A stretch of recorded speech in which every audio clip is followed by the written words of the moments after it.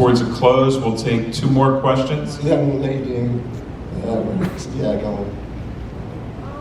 What are some memorable bloopers you all had while filming? Come to the front, please. Just because there's a certain age range on the stage. Read your question again, please. Oh, Dave? I didn't hear. What were some memorable bloopers? Yes, what are some memorable bloopers? From the Hellraiser films? Okay. Are you trying to imply that Cenobites make mistakes? You might have to get your skin ripped up. No.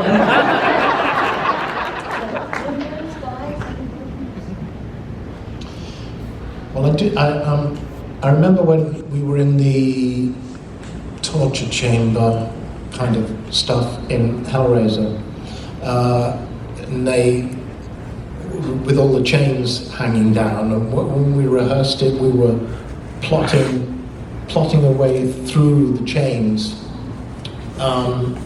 which is fine. So I kind of knew I was going to, come around in that way. What they didn't tell us was that they were then going to swing the entire rig. So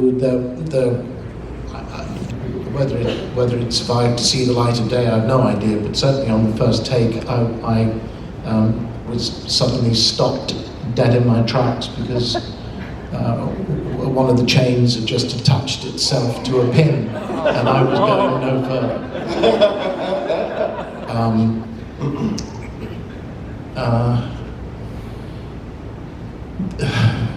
I must have tripped over my skirt a few times, I'm sure I did. There is a moment on Bloodline where I went from Pinhead's speech straight into the dead parrot sketch. In Pinhead's voice. This parrot is deceased. Wisdom. You must have been walking into the furniture a lot.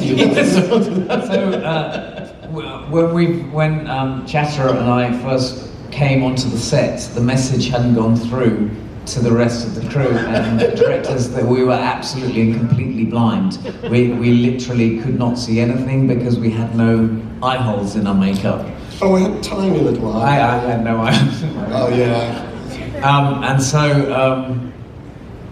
I kind of vaguely remember them kind of saying, okay, we want you to kind of go over here and we're going to do this, and then you're going to walk over there and turn, and then it'll be cut, that'll be the shot.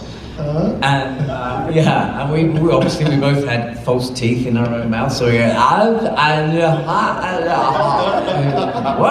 what? And then the next thing I remember is action, and there's the camera, and Nick is walking over here, and I'm walking straight over there, and they kind of knew that we were cast because we were Clive's friends, so they thought, where the hell did they get? Sorry about the pun. Where the hell did they get these hopeless actors? And then eventually they realised that we actually couldn't see, so we had no idea what they were expecting us to do. Or speak, so the female Cenobite got a lot of their lines. God, Simon, well, not mine. I never had lines. Well, no, you didn't. Simon. Yeah, I did have lines. Perhaps we prefer you and impossible, which are all P's and B's, and you can't say P's or B's if you can't put your lips together. And once they glued the false teeth on top of my own teeth, I couldn't put my lips together. So you should have learned ventriloquism. I got it again. How are you? Say hello to the ladies. Oh, I thought. I don't know. Never see them. So yeah, they took my lines away and gave them to the female Cenobite in Hellraiser 1, and I went back to the green room and wept in my little Hellraiser. No, it was much sadder than that. Much sadder than that. And Oh, those years in pantomime. nobody realised that I was crying inside my Buddable mask. I was though. And so his line, "No tears, please. It's always a good time." It was very true, but Clive did come through. I don't think it was on that moment, and bring some Jack Daniels for us. Oh yeah, Jack Daniels through a straw is a really great way of drinking alcohol. Wait, Hold on, I didn't get Jack any Daniels? Daniels. Oh, did you not get Jack Daniels? I've got photographic evidence of them giving me Jack Daniels from a plastic cup Why? through a straw. I Well, think it's just because there was a blooper in the death scene when you're smashing me around the face with a lump of wood covered in brass. And we rehearsed this. I mistimed one of the turns back and actually caught me across the face and the teeth and knocked me. Really, it's like, yeah, okay. They realised that I was a little unsteady on my feet, so they got me off set. And they get me into a room and they give me Jack Daniels through a straw just to help, and that's when I went blind. And this is very quiet moment. I'm going, and all I hear is shouting at me, "Nick, it's okay, there's been a power cut." you say how much Jack Daniels did they give you? I don't think I ever got any Jack Daniels through a straw. I certainly didn't. I did. Oh yeah, I thought, my memory, and we are talking a long time ago, and you're talking to some people who are getting on, is that there was one day where we were in the makeup chair at like 3, 4 in the morning, and we were sitting there all day long, and then they came through about 7 in the evening and say, "I'm sorry guys, we're not going to get to you today." And we'd sat there with all this makeup on, and I think that's when Clive came through with the Jack Daniels and gave us some. I never got any. you can see, and special perks for those who weren't able to see. Any bloopers for you, Ash? No, just Clive could get me to do anything. So in the first Hellraiser movie, the maggots weren't part of the script. And I remember coming to set and there was a big box of them. Clive came with the box and the maggot wrangler because maggots need wrangling. And he said, "Watch, they won't hurt you." And he put his hand in a big box of maggots and said, "They won't hurt you because you're alive."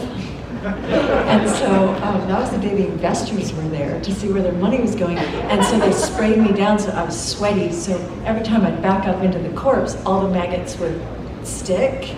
So in between setups, we would take maggots out of my shirt and pants and jeans and bra. And everyone was grinning where it was going, but I would have done anything Clive asked. Because I remember the following day, one of the makeup guys having to get his fingers into the mouth of the mask and getting the maggots that had buried themselves. Well, they also make a sound like shh, because they're covered in sawdust so their little bodies don't stick together. So they just made this low grade. Yeah. So it was gross, but I got over a lot of hiccups. That's so horrible. It was kind of fantastic. We do a maggot phobia class, master class. So for anybody who'd like to take it, it's $99.99. And we'll be setting it up later this evening. So. It's called Maggots Are Us. Okay, we'll take one last question. Who's going to be brave enough for that? Pick one, Barb. How about Kirsty, cosplay gal? I want to know what was your favorite moment on set? So the question to each of the stars is, what was your favorite moment on set of the Hellraiser films, or any of the Hellraiser series? Well, obviously getting paid was quite good. You got paid? I got paid and Jack Daniels. You got paid in Jack Daniels. I have no idea who Jack Daniels is. I deny everything about it.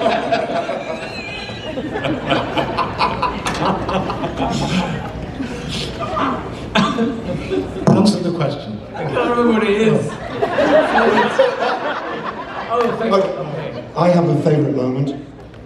Doug standing next to the duck pond at Production Village.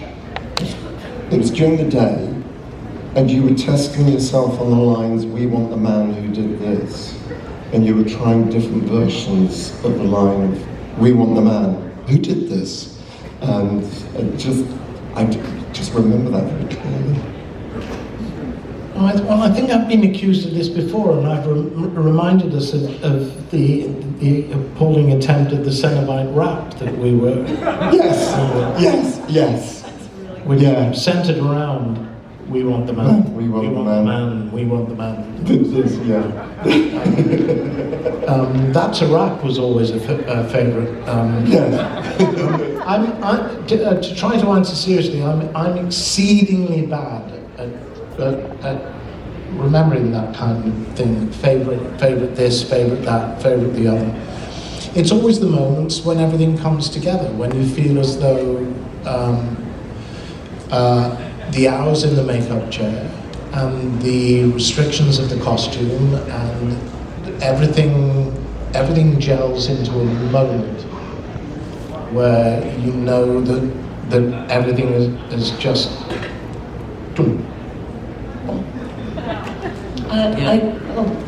I would go along with that. I would say that the favourite moment was actually seeing the finished product and seeing it with Christopher Young's score, and seeing how, with all the special effects and how everything had come together, and it was magical that they could take everything that we've been working on and turn it into something so cohesive. Oh no. Sorry, go. No, I just said ditto. It's what you're saying. It's those moments of grace, and it seems effortless, and it just comes together. I think, I'm sorry. No, go. I think my favorite moment was when I traveled overnight. This doesn't sound that great to begin with, but I hadn't had no sleep. I arrived at Pinewood in the chair for 4 hours, half an hour in the makeup, waiting around until 6 o'clock. And then the first scene I did was the Cenobite entrance into Channard's lab. And it's almost I could hear like the score going, because there was this dry ice. I hadn't slept for 24 hours. I felt dead. And but before I went on, I asked Tony Randall, because I was so doolally, I said, "What's my motivation?" You know, because we hadn't done any rehearsing or anything. And he said, "You're dead," because he was annoyed. I said, "Well, I can do that." And we're all sort of sliding down this big rampy thing, and there's Imogen opening the box, and then I say, "No." Doug says, "No," and I go, "No," and he goes, "It's not hands that call us, but it is desire." And to me, that's almost like this amazing, seminal Hellraiser moment it's almost kind of beautiful. But I hadn't slept, and it was all like I was in hell, or at least somebody's lab, and it was a very powerful moment. So it was my least favorite and my most favorite moment. Okay, ladies and gentlemen, we're going to wrap this up. Let's please have a big round of applause for Nicholas Vince, Simon Bamford, Barbie Wilde, Ashley Laurence, and Doug Bradley.